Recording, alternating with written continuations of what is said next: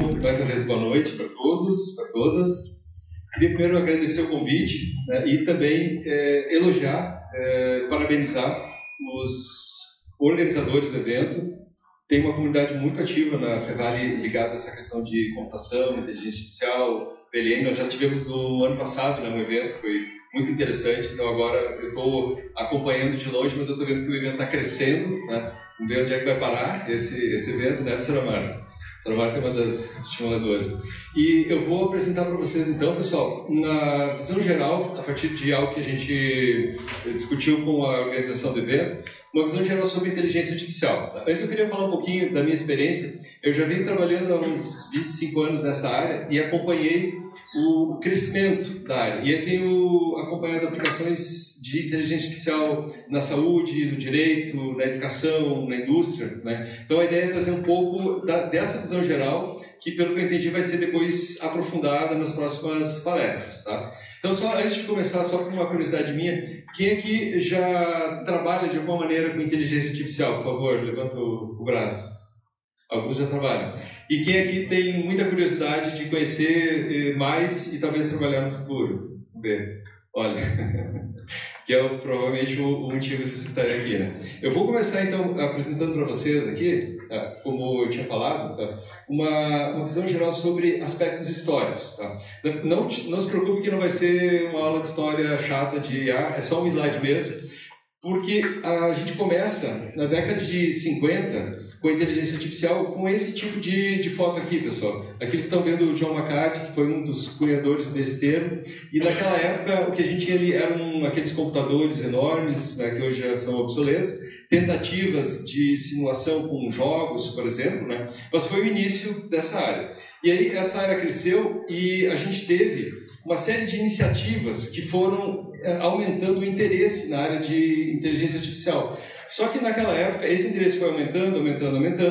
As aplicações que eram construídas, elas mostravam alguns aspectos de inteligência artificial, mas não eram boas o suficiente. E aí então o que aconteceu é que essa curva aqui, ó, ela representa o interesse da área, ela começou a cair. Essa área que a gente é a época que a gente conhece como o inverno da inteligência artificial, ou seja, é uma área que começou, empolgou muita gente, mas depois não conseguiu ter tração, não conseguiu ter bons resultados.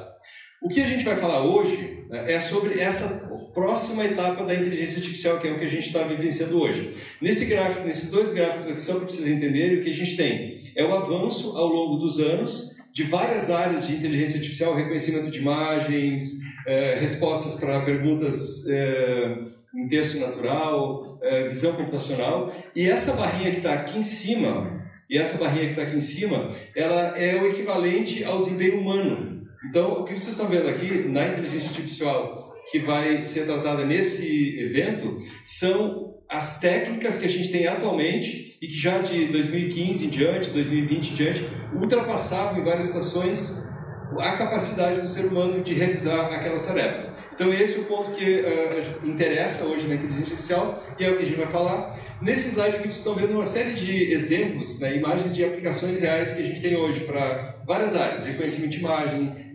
acompanhamento de cargas, tripulação autônoma de veículos, controle de robótica, perguntas e respostas, busca de informação, né, e uma série de outros. Então, esse é o cenário que a gente tem atualmente na área de inteligência artificial e é o cenário que nos traz para esse tipo de interesse que existe hoje, interesse em larga escala.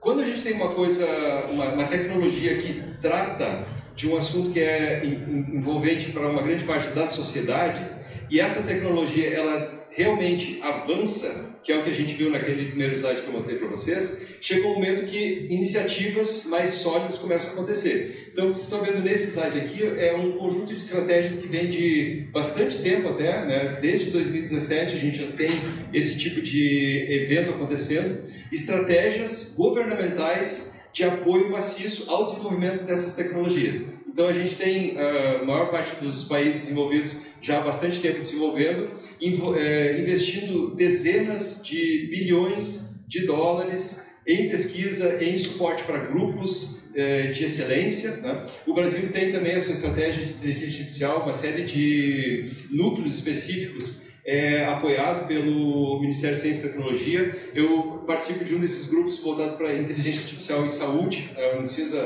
junto com outras redes, trabalha nesse sentido. Então, isso é uma das evidências de que a área realmente vem chamando a atenção. Tá? Além disso, outra evidência de que essa área vem chamando a atenção são os interesses e as ações de organismos multilaterais. Então, quando a gente tem um organismo como a OCDE, né, que trabalha com uma visão global nessa área de economia, né, a gente percebe que existe realmente algo importante acontecendo. Então, já há bastante tempo, desde, por exemplo, 2019, tá, foi criado pela OCDE um observatório para tendências de tecnologia, e especificamente esse observatório de tendências de tecnologia, ele tratou já a partir de 19, né, de previsões. Então, o que eles faziam de previsão era que na área pública, né, gradativamente, cerca de 1/3 do tempo dedicado dos servidores às tarefas atuais seria deslocado por sistemas de inteligência artificial. Vocês verão hoje alguns exemplos nessa linha. Também se identifica como possibilidade de melhorar decisões governamentais, né, qualidade de serviços públicos e por aí vai. Então, é um outro exemplo, né, bastante interessante. E, por fim, a gente chega na data de hoje. Então, eu estava mostrando para vocês, desde 2017, vários governos vêm investindo grandes valores, estimulando grupos. A gente tem organismos acompanhando, e agora a gente tem uma corrida pela regulamentação. Talvez vocês tenham acompanhado há pouco tempo atrás, inclusive na mídia, aconteceu uma polêmica, alguns cientistas, alguns empresários sugerindo parar um pouco o desenvolvimento da inteligência artificial para regulamentar. Claro, tem gente que diz que aquilo ali foi uma jogada de marketing, eu sou um dos que acho que vai por aí também, né? Mas o fato é que a gente tem muita gente em muitos países trabalhando com regulamentação. Então, nos Estados Unidos, na Inglaterra, esse aqui é o Parlamento Europeu. No Brasil, a gente tem esse projeto de lei 2338, né, de 2023, que se encontra em tramitação e vem sendo discutido também pela comunidade. Por que existe um projeto de lei em vários países, então vários projetos, né, buscando regulamentar? Porque ela começa a ser efetivamente utilizada em larga escala, começa a fazer sentido para empresas, fazer sentido em várias situações, e também ela traz uma série de questionamentos e uma série de riscos, né, que a gente vai falar um pouquinho também sobre isso. O que aconteceu lá da década de 50 para cá?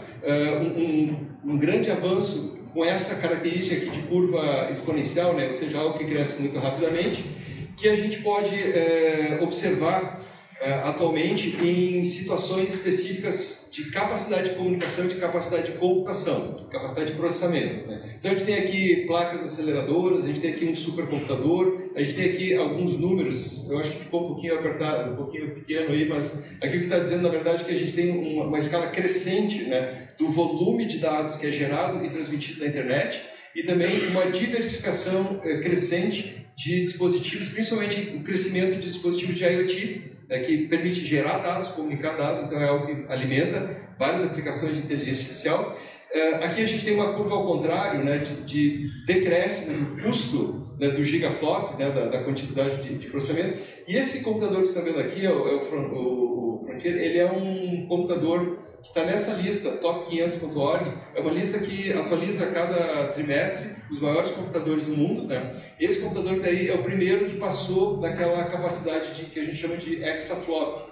Ele tem lá 8 milhões de núcleos, né? E ele consegue fazer o que seria 1 quintilhão de cálculos por segundo, né? Como é que a gente imagina 1 quintilhão? Você imagina assim, 1 bilhão de pessoas, tá? Cada uma dessas pessoas, 1 bilhão de calculadoras na mão. Vai ser difícil, né, segurar 1 bilhão de calculadoras na mão.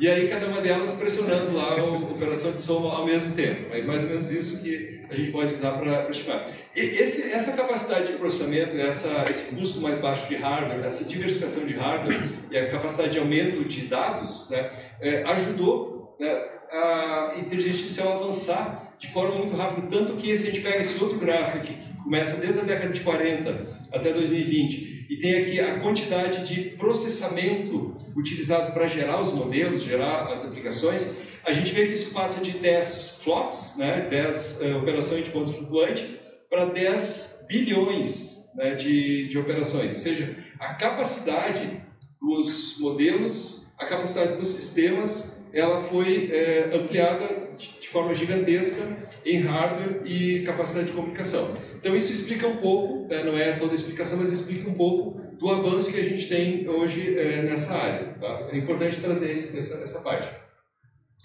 Fazendo um resumo desse contexto, o que a gente pode considerar hoje quando a gente fala de inteligência artificial? Que a gente tem, de certa maneira, um ecossistema.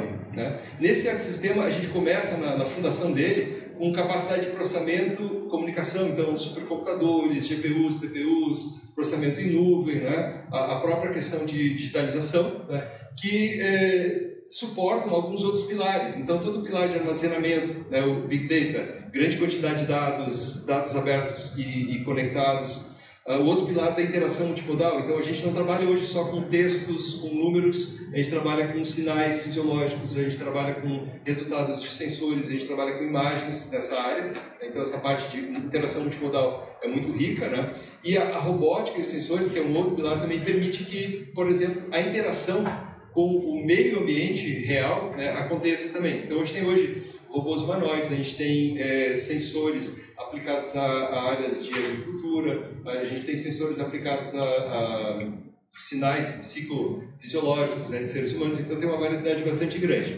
Então, essa base toda, ela permite que abordagens que cada vez mais avançam, e aí a gente entra na questão da computação, dos recursos de desenvolvimento de algoritmos, recursos de desenvolvimento de modelos, né, em áreas que a gente chama de computação híbrida, de abordagens híbridas de inteligência artificial, e que misturam técnicas tradicionais, como abordagens simbólicas, né, ou abordagem de aprendizagem de máquina. Isso tudo, né, dentro desse ecossistema que eu estou criando aqui como imagem, né, permite que, então, uma ampla utilização e diversificação de aplicações, né, seja realizada, né, principalmente em atividades que a gente chama de atividades cognitivas, né, aquelas que normalmente só o ser humano fazia há pouco tempo atrás. A gente já vai voltar para esse termo aqui. Né. Então, esse contexto, né, ele permite que a gente identifique, né, uma mudança de paradigma na aplicação da computação. Nessa mudança de paradigma, a gente pode pensar o seguinte: no início da utilização em larga escala de recursos de inteligência artificial,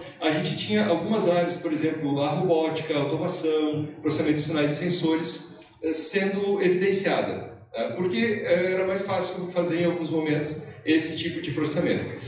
Hoje em dia, a gente tem como grande desafio suporte, e eu sei que depois o colega Denis, né, vai fazer uma apresentação que mostra exatamente alguns exemplos nesse sentido, né? O suporte que essas ferramentas trazem, tá, é justamente para o que a gente chama de tarefas cognitivas, aquelas que o ser humano faz, ou seja, fazer algum planejamento, fazer alguma avaliação, fazer algum tipo de análise, integração de dados, né, suporte à decisão, recomendação. Né? Então, essa mudança de paradigma é o que a gente observa hoje na prática e é o que vem gerando, então, investimentos de governos, organismos multinacionais trabalhando em cima dessa área, regulamentação, leis, né, para regulamentar, né, essa questão. Então, esse é o ponto que a gente tem. E também, isso que a gente chama então de inteligência artificial aplicada, que é justamente a aplicação de recursos específicos, então, algoritmos, com uma determinada função, por exemplo, aprendizado de máquina para reconhecimento de imagens, né? Ou então aprendizado por reforço para definição de trajetórias. Né? Então, a IA que a gente tem hoje, a gente poderia chamar de IA aplicada, porque ela resolve um determinado problema específico, né? Visão computacional, processamento de linguagem natural, né? Que é o foco do trabalho aqui. E existem vários grupos também trabalhando no que a gente chama de IA geral, que por enquanto ainda é um grande objetivo, né? Algumas pessoas indicam que estão chegando perto, mas ninguém comprova que está chegando perto. Na IA geral, a grande diferença seria que ela poderia solucionar, sim, problemas gerais e problemas de múltiplos domínios. Sempre que a gente trabalha com o que a gente chama de inteligência artificial aplicada, a gente tem um problema bem específico, aquele problema é estudado, o melhor algoritmo, a melhor abordagem é definida, se trabalha com modelagem e ele vai lá e resolve aquele problema. Né? Mas é diferente de uma situação onde vários problemas vão aparecendo em problemas diferentes. Tá? Então esse é um contexto que a gente tem nessa área. A gente pode então dizer que hoje, juntando, estou tentando juntar aqui o resumo do que eu estava falando, capacidade de processamento, grandes conjuntos de dados, vários modelos de aprendizagem de máquina, vários modelos, né, de representação de dados, né, permite que a gente tenha o que a gente chama de aplicada ou IA generativa. Né? Então a gente tem uso de sensores e descrição de padrões a partir de sensores, apoio em diagnósticos, sistemas de recomendação, a automação, né, de fábricas, né, e por aí vai. Processamento de linguagem natural, né, com ChatGPT, e tem esse contexto. E aqui, pessoal, a gente combinou, né, que a gente não ia entrar em aspectos técnicos, né, mas rapidamente assim, uma visão muito geral sobre abordagens e características que a gente tem nessas abordagens. Uma delas é o que a gente chama de aprendizagem de máquina, né, que basicamente, se a gente for contar uma historinha, ela trabalha com a ideia de aprender respostas a partir de dados complexos, né? Numa situação inversa ao que a gente faz quando a gente faz uma programação, que a gente chama de programação procedural, onde a gente tem conjuntos de regras e dados, né? Faz a programação e a programação gera as respostas. Quando a gente tem dados como esse tipo aqui, que é um conjunto de dados geofísicos, né? Dados aqui de um sistema médico, né? Imagens como essa aqui, fica muito difícil definir a priori quais as respostas. E os sistemas que a gente tem hoje, que são conhecidos como sistemas de aprendizagem de máquina, fazem exatamente o contrário. Eles utilizam esses dados como apoio, né, para gerar modelos e, com isso, gerar regras que resolvem esses problemas. Essa é uma das abordagens, bastante popular. E uma outra abordagem, que é uma abordagem complementar, é o que a gente chama de representação de conhecimento, né? O que vocês estão vendo aqui são dois exemplos que são bastante conhecidos. Um deles é o Google Knowledge Graph, né, que é uma base de conhecimento gigantesca, que tinha há um tempo atrás 70 bilhões de fatos representados. O que seria um fato? Uma informação, por exemplo, que Fevale é uma universidade, Fevale fica em Novo Hamburgo é uma cidade, ou seja, toda uma representação lógica que permite que esses sistemas sejam utilizados para responder perguntas, fazer inferência, né, uma série de outras atividades. E a gente tem também esse outro exemplo aqui, o Linked Open Data, que é um conjunto enorme também de bases de conhecimento que são conectadas entre si, ou seja, elas compartilham conhecimento entre si e elas permitem que outros tipos de perguntas sejam respondidos. Então, perguntas como essas que a gente tem aqui, onde tem informações sobre o clima, né? E essas perspectivas de aprendizagem de máquina, representação de conhecimento, elas começam a ser também integradas em algumas situações como o que a gente chama de computação neurosimbólica. Então, essa é uma visão bem geral sobre as técnicas que a gente tem. O resumo seria isso daqui, né? A gente tem diferentes recursos na inteligência artificial para diferentes problemas, né? Para resolver sistemas de busca, sistemas de aprendizado de máquina, com redes neurais, com árvores de decisão, ou representação de conhecimento. Então, esse é o cenário que a gente tem na inteligência artificial, ou seja, uma grande capacidade, um grande avanço rápido, a diversidade de aplicações reais sendo utilizadas no ambiente cotidiano, né? E isso traz também algumas tendências e alguns desafios. Então, o que eu trouxe aqui são alguns conjuntos de aspectos que vêm sendo trabalhados. Esses dois primeiros aqui, ó, explicação e auditoria e ética, são aspectos que não são ligados tão diretamente ao desenvolvimento técnico da inteligência artificial, mas são completamente conectados com eles. Vocês imaginem, por exemplo, um sistema aplicado ao direito que apoie a decisão lá de um magistrado, né? A explicabilidade e a auditoria seriam fundamentais nesse sistema, para que ele explique, para que ele mostre, para que ele evidencie como ele chegou a determinada conclusão. No sistema médico, a gente teria essa mesma necessidade. Alguns sistemas descritos com a aprendizagem de máquina, né, eles são o que a gente chama, brincando, né, de caixa preta. Ou seja, eles resolvem um problema, mas ninguém sabe como eles resolveram aquele problema. Eles criam uma função que representa todo um domínio de conhecimento necessário, dão uma resposta com uma boa precisão, mas geram essa dificuldade. Então, isso vem se tornando, a explicação e a auditoria, cada vez mais necessário. Existem algumas áreas bastante recentes na inteligência artificial, como o que a gente chama de IA explicável, né, que tentam abrir essa caixa preta e exemplificar como ela chegou lá. A questão de ética também vem sendo amplamente debatida. Eu participo junto com um grupo bem grande que faz a integração da computação, direito, comunicação, filosofia, área da saúde, né, e que debate esses aspectos éticos, que é o que está sendo utilizado também nas regulamentações, né.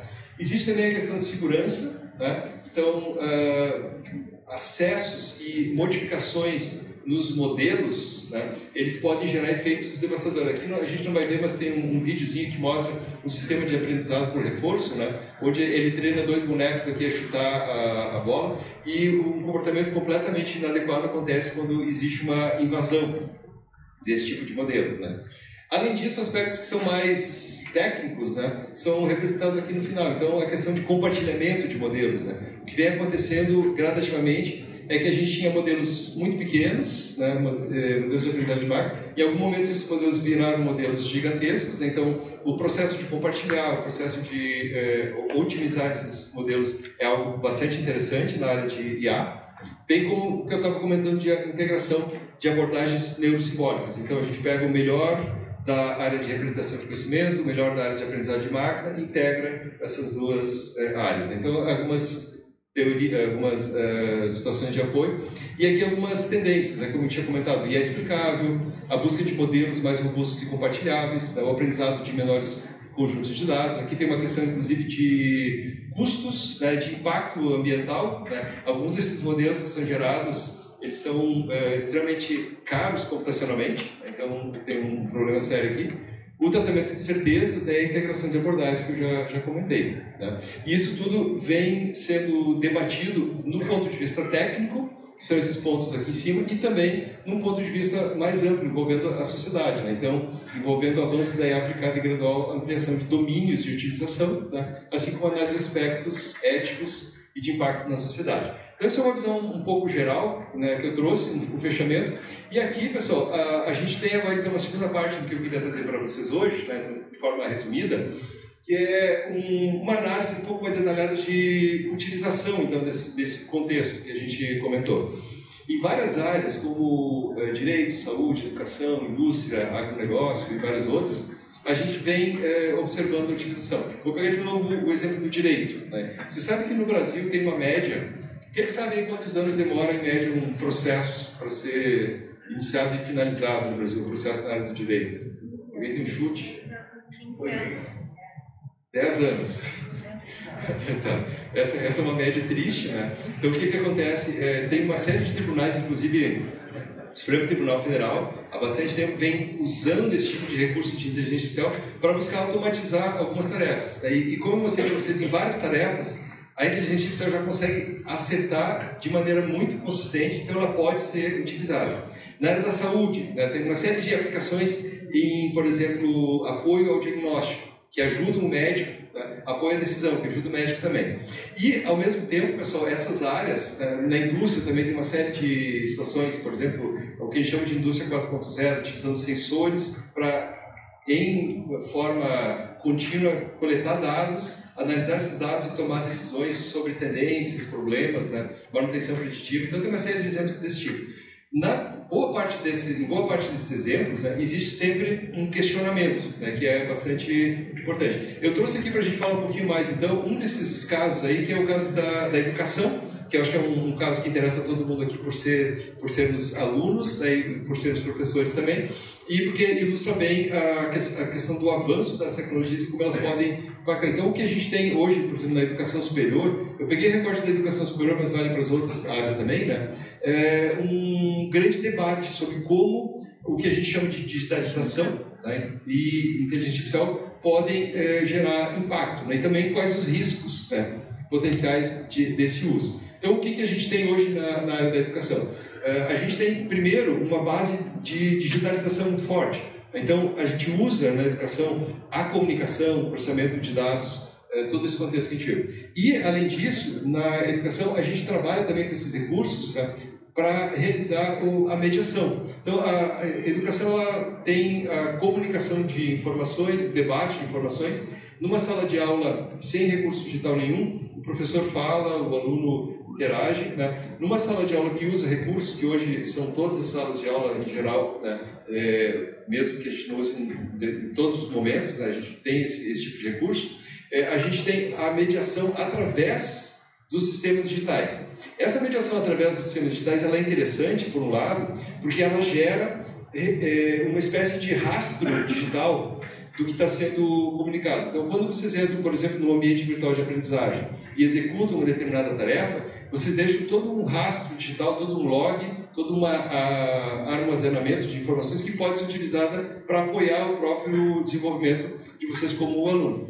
E essa é uma área que vem sendo já debatida por vários autores, né? E alguns autores mais recentemente começam, inclusive, a dizer que essa mediação digital está avançando ao ponto de permitir que o ser humano interaja também com outras entidades, inclusive entidades digitais. Por exemplo, com um agente de software que vai responder alguma pergunta para mim, ou como um agente de software que vai gerar alguma informação que eu preciso. Então, isso é algo que vem mudando, né, nesse contexto que a gente tem da educação. O ambiente de estudo, né, ele vem mudando, os recursos, né, para o ambiente de estudo também vem mudando bastante, vem diversificando, né, como a gente pode ver aqui. A gente tem cada vez mais os recursos se aproximando do ambiente de trabalho. Então, eu trabalho na sala de aula, por exemplo, com software de projetos, depois eu vou usar aquele software de projetos também no meu ambiente de trabalho, né? E o que a gente chama de sistemas informatizados de apoio ao aluno, né, também são uma característica hoje bastante presente e que geram uma grande possibilidade de dados. Tá? Aqui tem uma série de exemplos então, desse tipo de sistemas, né? Sistemas de apoio à evasão, de imersão, jogos. Né? Esses sistemas todos permitem que a gente chegue nesse ponto, que a gente chama de mineração de dados educacionais no Plano Analytics. Ou seja, eu posso utilizar um grande conjunto de informações que é gerado por esses sistemas para identificar padrões, né? E com esses padrões gerar emissões, por exemplo, de alertas ou emissões de necessidade de apoio para determinados alunos. Tá? Além disso, pessoal, a gente tem uma série de outras situações. Por exemplo, o uso de robótica em salas de aula, inclusive com crianças. O uso de ambientes de imersão para simular situações todas de aula. Essas situações todas, e muitas delas envolvem da inteligência artificial, né? Está falhando um pouquinho aqui, mas eu vou trocar. Obrigado. Então, muitas usam a inteligência artificial, né? Vem se transformando no que a gente pode chamar um novo normal, né? E, além disso, existe uma situação muito interessante acontecendo também, fomentada pelo uso de inteligência artificial e pela digitalização na área da educação, que é o surgimento de várias iniciativas. Eu trouxe aqui um recorte do último relatório da Associação Brasileira de Startups, né, que saiu só em 2022. A gente tem hoje no Brasil 813 EdTechs, né, são startups voltadas para empresas de tecnologia voltadas para a educação, né, e todas elas fazendo uso de algum tipo de recurso de inteligência artificial ou digitalização para melhorar o ensino. Eu trouxe aqui alguns exemplos. Essa startup é uma startup da Califórnia, OutSchool. Ela trabalha com os alunos numa sala de aula completamente aberta, como vocês estão vendo aqui nessas figuras, né, e os alunos seguindo um ritmo bem diferenciado, mas ela tem uma série de sistemas por trás que ajuda a acompanhar o que está acontecendo com os alunos. Tá? Então, esses são exemplos, né, bem importantes. A gente tem, então, hoje, desafios para o futuro da educação que são associados completamente com esse contexto tecnológico. E aí entra como apoio isso que a gente falou do aumento de memória, né, o aprendizado profundo por reforço, a representação de conhecimento e a inteligência artificial generativa, além do que vem vindo logo em seguida com a computação neurosimbólica. Tá? Para deixar bem claro, enfatizar a importância e o quem vem dando uma olhada nisso, já em 2019, a Unesco fez um levantamento de vários países analisando a inteligência artificial na educação. E eles apontaram várias situações de atenção, como, por exemplo, a questão de aprendizagem e equidade, né, a possibilidade de personalização, a preparação para o futuro, então, novos currículos, né, desafios, políticas públicas, inclusão, equidade, preparação de professores. Tá? E eles apontavam possibilidades, já em 2019, da IA na educação. Então, simplificar e qualificar as atividades, usar menos tempo de correção de exercícios simples. Tá? Algumas coisas aqui vocês vão ver exatamente, né, em vários exemplos das outras palestras. Mais antigo ainda do que esse relatório que eu mostrei para vocês, a gente tem esse estudo aqui, pessoal, de 1984, tá, que é desse pedagogo aqui, Benjamin Bloom. Ele fez uma análise com estudantes e ele definiu modelos de interação e resultados. Então ele verificou lá que numa convencional a gente tinha numa sala de aula esse tipo de resultado aqui. Esse gráfico mostraria a nota dos alunos. Numa aula onde uma parte prática era incluída, ele tinha a nota um pouquinho maior, né, e um grupo um pouco maior concentrado aqui na nota. E num outro modelo onde ele trabalhava com um tutorial, ou seja, é um professor acompanhando um aluno, tá, o rendimento era muito maior. Isso aqui, se a gente for pensar, é de se esperar, né? Porque aí tem um professor atendendo um aluno, ele resolve todas as dúvidas daquele aluno especificamente, o aluno não fica com uma dúvida porque ele não teve condição de perguntar para o professor, né? Só que é um modelo inviável lá em 84. Com o avanço da IA, vários relatórios, que é um relatório da Comissão de Educação norte-americana de 2013, que já apontava lá como possibilidade o aprendizado adaptativo a partir de uso de inteligência artificial. Então, isso já vinha sendo gestado. E num relatório desse ano, da OCDE também, tá, a gente tem esse relatório aqui, ó, que chama, é um projeto que chama AI and the Future of Skills. Né? Ele faz uma avaliação e comparação de progressos de técnicas de inteligência artificial, tá, para apoiar essa análise sobre o impacto na educação. E aí, por que eu trouxe isso para vocês? Para mostrar aqui, pessoal, ó, ele avalia o que a gente chama de inteligência artificial na área de linguística, na área de literatura, e a inteligência artificial na área de matemática. Aqui, vocês me desculpem, mas ficou ruim, né? Essa legenda aqui, ó, é 2016, o azul, tá? E aqui 2021 é o cinza. Tá? O que a gente tem aqui? Vários níveis, né? Esse aqui é um nível fácil de perguntas de literatura, um nível um pouquinho mais avançado, um nível mais avançado ainda, que é o nível mais avançado de todos, né? Aí vocês percebam aqui, 2016 era bem baixo o resultado da inteligência artificial e agora ele ultrapassou enormemente nesse nível mais complexo.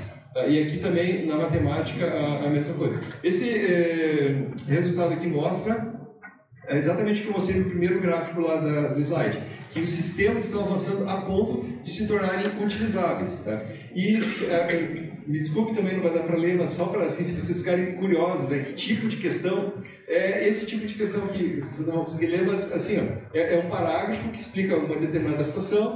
O Sandro foi para a FEVALE dar uma palestra no prédio azul, né, e durou 30 minutos. E aí tem uma pergunta, né, em que prédio ele estava, ou perto de onde fica esse prédio. E aí as respostas, né, tem que ser respostas que envolvem todo o entendimento da linguagem e uma inferência para a resposta, ou então o entendimento de matemática e a resolução. Então são exemplos do que vem acontecendo. Tá? E aí, pessoal, a gente tem então o evento da IA generativa. Então o impacto na educação, ele principalmente segue nessa linha de apoio das atividades cognitivas, então apoio na geração de textos, apoio no resumo de textos, né? E também a personalização na educação. E aí a gente tem também aqui só alguns pontos para chamar a atenção, né? Alguns eventos que aconteceram recentemente, ano passado, o lançamento de algumas ferramentas, né? Depois o surgimento de várias outras ferramentas, então o ChatGPT da OpenAI, depois uma série de outras ferramentas abertas, né? Mostrando isso. Essa é uma brincadeira, é um texto que um filósofo, o Manuel Castells, um sociólogo, na verdade, gerou o ChatGPT pedindo que ele gerasse como se ele estivesse escrevendo a respeito. Só uma brincadeira para mostrar que faz sentido, né, o texto que foi gerado. Né? Aqui a gente tem uma brincadeira sobre as tecnologias que estão por trás. Então a gente tem a questão de modelos de transformers, a questão de modelos de atenção. Né? Aqui a gente tem o tamanho dos modelos de linguagem que são utilizados hoje em dia, só para a gente verificar que existe uma grande diversidade em alguns gigantescos. E nesse canto a gente tem um exemplo de bibliotecas de código que facilitam a criação de ferramentas hoje em dia. Ou seja, a gente tem um suporte bastante grande tecnicamente, modelos de linguagem bastante poderosos e suporte em bibliotecas que facilitam bastante a sua utilização. Né? Isso, claro, vem gerando repercussão. Né? Então, essa repercussão ela vem desde críticas. Essa é uma crítica aqui um linguista, né, o Noam Chomsky, num artigo do New York Times, onde ele critica, né, e critica com razão alguns pontos desse tipo de recurso, mas a gente tem também outros sistemas que avaliam como positivo, né? Então, essa brincadeira aqui, um Aristóteles para cada aluno, né? A promessa da inteligência artificial personalizada na educação, né? E vários estudos também em várias universidades, em vários lugares, mostrando como utilizar esse tipo de recurso. O que é possível, o que vem sendo explicado e pesquisado como possibilidades, né? Para os professores, né? Então, simulação de alunos, ou seja, simulação do tipo de pergunta que o aluno faria, feedback, sugestões em tempo real. Enquanto eu estou aqui fazendo a palestra, o sistema está acompanhando o que eu estou escrevendo, o que eu estou falando, acompanhando o meu raciocínio e pode me dar sugestões, né? Feedback pós-palestra, pós-ensino, com relatórios, que resume a dinâmica de sala de aula, né? Apoio na escrita, ou seja, uma série de tarefas, como eu falei antes, que são classificadas como tarefas cognitivas e que há pouquíssimo tempo a gente nem pensaria em deixar um sistema realizar para a gente. Preparação para exames, por exemplo, preparação de aulas, né? Hoje já tem uma série de ferramentas nessa linha. E para os alunos, né, a gente tem também uma outra questão muito importante que é debatida largamente, que é o impacto positivo ou não dessas ferramentas, né? Então, a metáfora que se usa aqui é aquela metáfora da calculadora, né?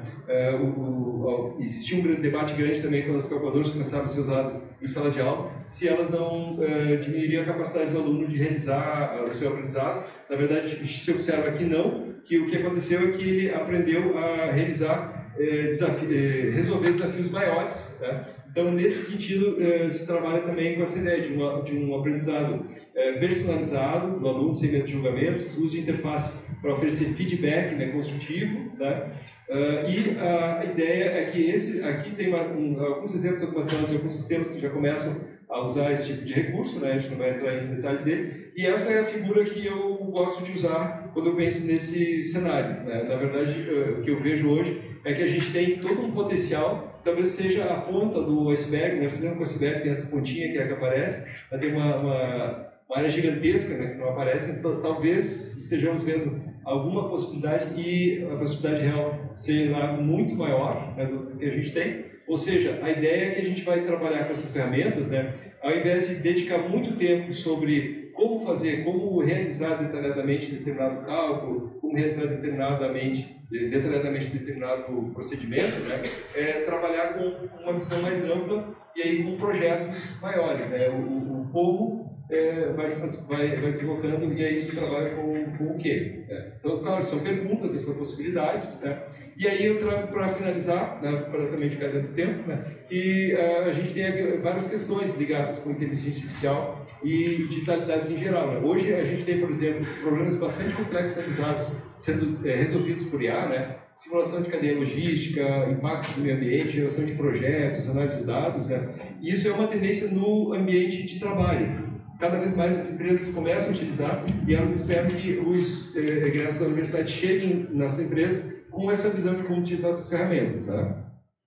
E também, pensando na sala de aula, os alunos demandam essas interações mais significativas, mais individualizadas, tá? Fomentando a experiência pessoal. Como a inteligência artificial pode ajudar, né, a estimular essas respostas? Talvez esses recursos de IA generativa, né, sejam uma das respostas, tá? Então, com isso, pessoal, eu fecho essa visão rápida de hoje. A gente tem um avanço muito grande na IA, muito ligado a desenvolvimento de modelos, de algoritmos e muito ligado à capacidade computacional de comunicação. A gente tem muita gente buscando a utilização e muita gente também buscando essa regulamentação, tá? E a gente tem um potencial bastante grande à nossa frente, tá? Então, com isso, eu encerro por aqui e agradeço o espaço. Boa noite para todos.